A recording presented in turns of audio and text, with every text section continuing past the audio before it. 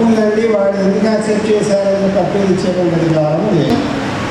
Next 5 PM లోపు complete అవ్వాలి.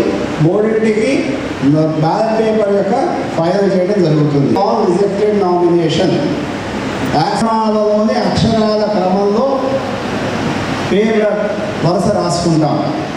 Right. For election to the office of sarpanch member clock పెడతారు, లేకపోతే ఎవరినో ఒక టైం పెడతారు. వాడు రాసిన పేరులో మొదటి అక్షరాన్ని ప్రామాణికంగా తీసుకుంటాం. ఒకవేళ nomination papers maybe delivered by a candidate or 2nd 3rd days receiving of nominations, 4th day nominations, accepted nominations మీద appeals is on day 5, day 6 చేస్తాం. సో అది ఆ రోజు నుంచే మన నామినేషన్ నెక్స్ట్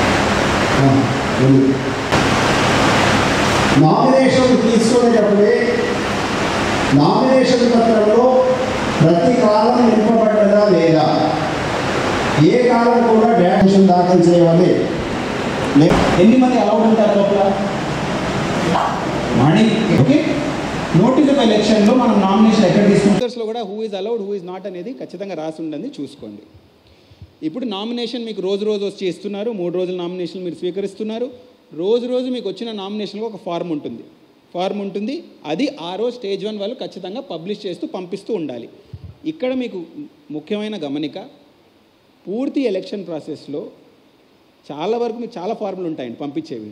షీట్స్ ఉంటాయి, ఇన్ఫర్మేషన్ ఉంటుంది, ఫార్ములు ఉంటాయి. టైంకి వెళ్ళాలండి.